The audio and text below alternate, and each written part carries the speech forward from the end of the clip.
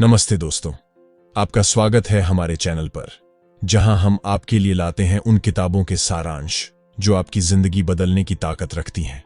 आज की वीडियो में हम बात करेंगे द नाउ हैबिट किताब के बारे में, जिसे लिखा है नील फियोरे ने। यह किताब उन लोगों के लिए है जो प्रोक्रेस्टिनेशन यानी काम टालने की आदत से जूझ रहे हैं। अगर आप भी इस आदत से परेशान हैं और इसे छोड़ना चाहते हैं तो यह वीडियो आपके लिए ही है। तो चलिए बिना समय गवाएं शुरू करते हैं। Chapter 1, understanding procrastination. प्रोक्रेस्टिनेशन क्या है? सबसे पहले हमें यह समझना जरूरी है कि प्रोक्रेस्टिनेशन होता क्या है। नील फियोरे बताते हैं कि यह सिर्फ आलस या काम टालने की आदत नहीं है, बल्कि यह एक गहरी साइकोलॉजिकल समस्या है। अक्सर हम काम को इसलिए टालते हैं क्योंकि हमारे मन में गिल्ट, फियर और सेल्फ डाउट होता है। ये तीनों भावनाएं मिलकर हमें काम करने से रोकती हैं, क्योंकि हमें लगता है कि हम उस काम को ठीक से नहीं कर पाएंगे या उसमें असफल हो जाएंगे। प्रोक्रेस्टिनेशन की जड़ें हमारे बचपन से लेकर अब तक के अनुभवों में छुपी होती हैं। बचपन में अगर हमें सिखाया गया हो कि असफलता से डरना चाहिए, तो हम बड़े होकर भी किसी बड़े या मुश्किल काम को करने से घबराते हैं। हमें यह लगता है कि अगर हम वह काम करेंगे और असफल हो गए तो लोग हमारा मजाक उड़ाएंगे या फिर हमें खुद पर शर्मिंदगी होगी। इसी कारण से हम काम को टालते जाते हैं और यह हमारी आदत बन जाती है। नील फियोरे बताते हैं कि प्रोक्रेस्टिनेशन की यह आदत धीरे धीरे हमारे जीवन के हर पहलू में फैल जाती है। यह न केवल हमारे काम को प्रभावित करती है, बल्कि हमारे रिश्तों, हमारी सेहत और हमारे मेंटल हेल्थ पर भी इसका बुरा असर पड़ता है। इसीलिए इसे दूर करना बेहद जरूरी है। इस किताब में फियोरे ने कुछ बेहतरीन टेक्निक्स दी हैं जिनसे आप प्रोक्रेस्टिनेशन को हरा सकते हैं और एक खुशहाल, संतुलित जीवन जी सकते हैं। Chapter 2, the vicious cycle of procrastination. Procrastination का चक्रव्यूह। अब हम बात करेंगे उस चक्रव्यूह की जिसमें हम फंस जाते हैं। जब हम कोई काम टालते हैं तो हमें लगता है कि हमने उस काम से छुटकारा पा लिया, लेकिन असल में हम उस काम को और ज्यादा मुश्किल बना लेते हैं। समय बीतने के साथ उस काम का दबाव बढ़ता जाता है और हमारे ऊपर गिल्ट का बोझ भी बढ़ता है। ये गिल्ट हमें अंदर से कचोटता रहता है और हमें और ज्यादा स्ट्रेस में डालता है। नील फियोरे इस चक्रव्यूह को बड़ी खूबसूरती से समझाते हैं। जब हम किसी काम को टालते हैं तो हमें उस समय थोड़ी राहत महसूस होती है, लेकिन वह राहत अस्थायी होती है, क्योंकि वह काम वापस हमारे सामने आ जाता है और अब वह पहले से भी ज्यादा मुश्किल और डरावना लगता है।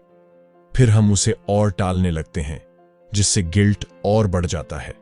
यह साइकिल तब तक चलता रहता है जब तक कि या तो हम काम को करने का निर्णय नहीं लेते या फिर वह डेडलाइन हमारे सामने आकर खड़ी नहीं हो जाती। इस साइकिल को तोड़ने के लिए हमें अपनी सोच को बदलना होगा। फियोरे बताते हैं कि हमें इस साइकिल को पहचानना होगा और यह समझना होगा कि प्रोक्रेस्टिनेशन से हमें कोई फायदा नहीं होने वाला है, बल्कि यह हमें और ज्यादा परेशानी में डाल देगा। हमें अपने काम को समय पर करने की आदत डालनी होगी ताकि हम गिल्ट और स्ट्रेस से बच सकें और अपना काम आसानी से पूरा कर सकें। Chapter overcoming the fear of failure. असफलता का डर कैसे छोड़ें? प्रोक्रेस्टिनेशन का एक सबसे बड़ा कारण है असफलता का डर। हम अक्सर इस डर से काम टालते हैं कि अगर हम असफल हो गए तो क्या होगा, लोग क्या कहेंगे, हमें खुद पर कैसी शर्मिंदगी महसूस होगी। यह डर इतना गहरा होता है कि हम किसी काम को शुरू करने से पहले ही उसे टालने के बहाने ढूंढने लगते हैं। नील फियोरे इस डर से निपटने के लिए हमें सिखाते हैं कि हमें सबसे पहले अपने आप से यह स्वीकार करना होगा कि हम परफेक्ट नहीं हैं। हमें यह मान लेना चाहिए कि असफलता जीवन का एक हिस्सा है और यह कुछ भी नया सीखने और आगे बढ़ने का सबसे अच्छा तरीका है। फियोरे कहते हैं कि हमें खुद पर भरोसा रखना चाहिए और छोटे छोटे कदम उठाकर आगे बढ़ना चाहिए। इससे हमारा कॉन्फिडेंस धीरे धीरे बढ़ेगा और हम बड़े काम भी आसानी से कर पाएंगे। फियोरे इस बात पर भी जोर देते हैं कि असफलता को हमें एक सीखने का अवसर मानना चाहिए, न कि अपनी वर्थ का मापदंड। जब हम इस माइंडसेट को अपनाते हैं तो हम अपने आप को ज्यादा खुलकर काम करने की अनुमति देते हैं। इससे हमारा प्रदर्शन बेहतर होता है और हम खुद को उस डर से आजाद महसूस करते हैं जिसने हमें इतने समय तक जकड़ रखा था। Chapter 4, guilt free play. काम और फन का बैलेंस। अब हम बात करेंगे एक बहुत ही अनोखे कंसेप्ट की, जिसे नील फियोरे ने गिल्ट फ्री प्ले का नाम दिया है। अक्सर हम सोचते हैं कि हमें पहले अपने सभी काम पूरे करने चाहिए और फिर मस्ती करने या आराम करने का समय मिलेगा। लेकिन यह सोच हमारी प्रोडक्टिविटी को और ज्यादा कम कर देती है, क्योंकि जब हम इस तरीके से सोचते हैं तो हमें काम का कोई अंत नजर नहीं आता। फियोरे बताते हैं कि हमें अपने दिनचर्या में गिल्ट फ्री प्ले के लिए समय निकालना चाहिए। इसका मतलब है कि हम बिना किसी अपराध बोध के मस्ती और आराम के लिए समय निकालें। यह बहुत जरूरी है कि हम अपने आप को कुछ समय के लिए आराम और खुशी का अनुभव करने दें। जब हम अपने आप को यह अनुमति देते हैं तो हमारा मन ताजगी महसूस करता है और काम करने के लिए नई ऊर्जा मिलती है। इसके अलावा गिल्ट फ्री प्ले से हमारा मस्तिष्क और शरीर दोनों रिचार्ज होते हैं, जिससे हम काम पर ज्यादा फोकस कर पाते हैं। फियोरे यह भी बताते हैं कि गिल्ट फ्री प्ले का एक और फायदा यह है कि इससे हमारा मन स्ट्रेस और चिंता से दूर रहता है।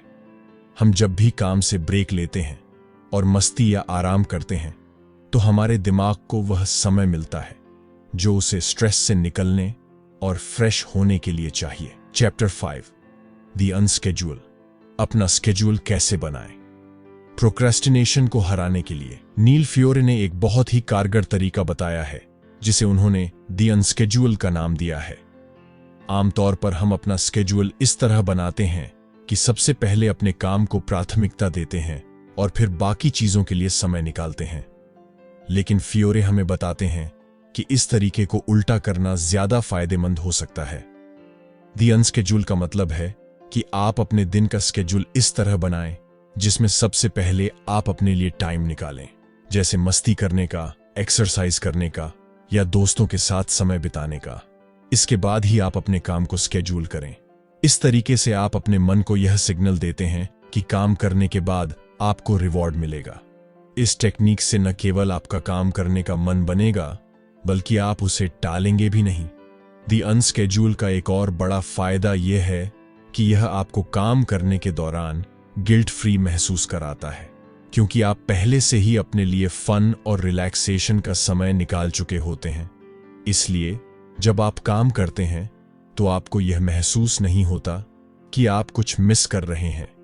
इससे आपका काम करने का फ्लो भी बना रहता है और आप ज्यादा प्रोडक्टिव महसूस करते हैं।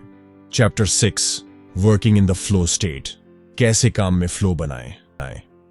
फ्लो स्टेट की स्थिति वह है जब आप किसी काम में पूरी तरह डूब जाते हैं और समय का पता ही नहीं चलता।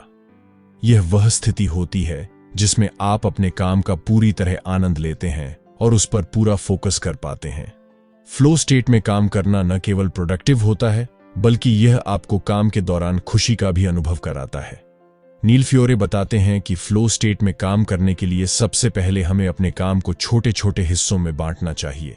जब हम किसी बड़े काम को छोटे छोटे हिस्सों में बांटते हैं तो हमें वह काम ज्यादा आसान लगता है और हम उसे करने के लिए मोटिवेटेड रहते हैं।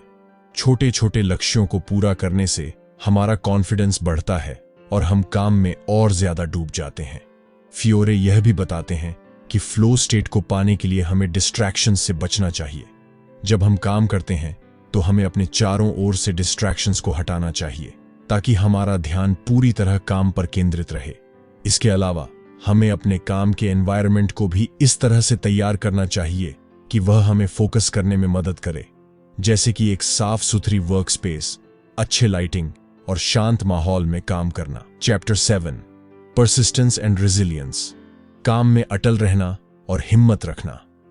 प्रोक्रेस्टिनेशन को हराने के लिए परसिस्टेंस यानी लगातार कोशिश करते रहना बहुत जरूरी है।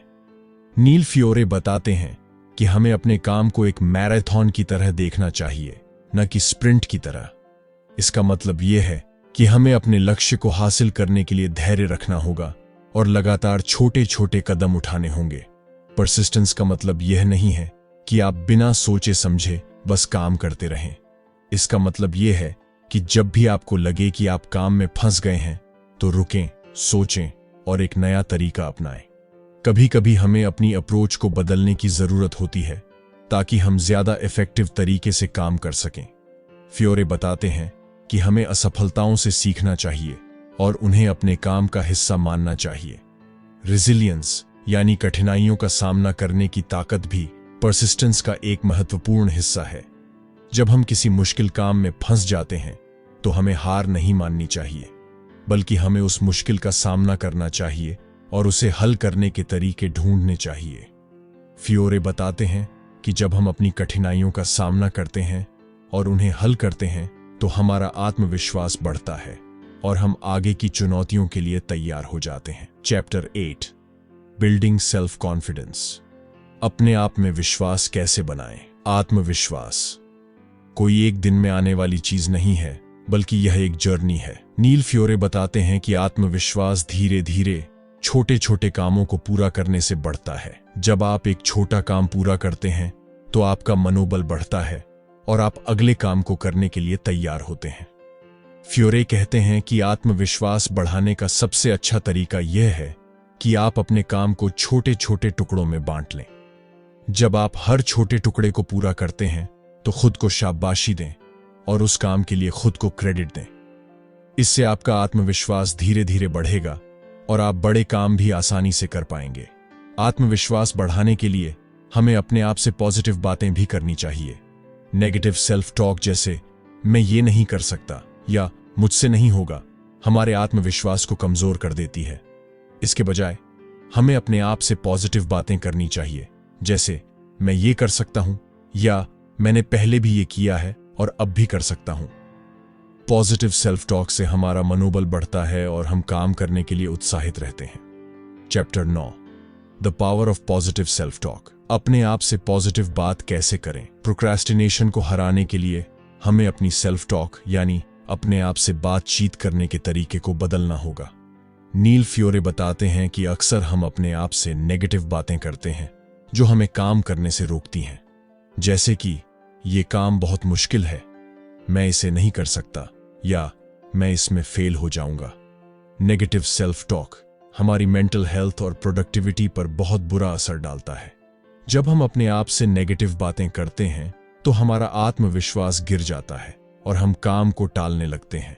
फियोरे हमें सिखाते हैं कि हमें अपने आप से पॉजिटिव सेल्फ टॉक करनी चाहिए, जैसे कि मैं ये काम कर सकता हूं, मैंने पहले भी ऐसा किया है और अगर मैं कोशिश करूंगा तो मैं इसे पूरा कर सकता हूं। पॉजिटिव सेल्फ टॉक से हमारा मनोबल बढ़ता है और हमें अपने काम को करने के लिए मोटिवेशन मिलता है।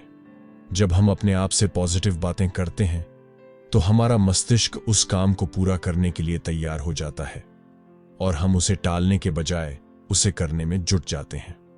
पॉजिटिव सेल्फ टॉक न केवल हमारी प्रोडक्टिविटी को बढ़ाता है, बल्कि यह हमें मेंटली भी स्ट्रांग बनाता है। Chapter 10 action steps to beat procrastination. Procrastination को हराने के लिए क्या करें? अब हम बात करेंगे उन प्रैक्टिकल एक्शन स्टेप्स की जो नील फियोरे ने इस किताब में दिए हैं, ताकि हम प्रोक्रेस्टिनेशन को हमेशा के लिए हरा सकें। सबसे पहला स्टेप है अपने काम को छोटे छोटे हिस्सों में बांटें और हर हिस्से को एक निश्चित समय सीमा में पूरा करें। फियोरे बताते हैं कि जब हम अपने काम को छोटे हिस्सों में बांटते हैं तो वह हमें ज्यादा मैनेजेबल लगता है और हम उसे करने के लिए मोटिवेटेड रहते हैं। इसके अलावा जब हम एक हिस्सा पूरा करते हैं तो हमें अचीवमेंट का एक सेंस मिलता है जो हमें अगले हिस्से को करने के लिए प्रोत्साहित करता है। दूसरा स्टेप है द अनस्केड्यूल को अपनाएं। अपने दिन का स्केड्यूल इस तरह बनाएं कि उसमें काम के साथ साथ मस्ती और आराम के लिए भी समय हो।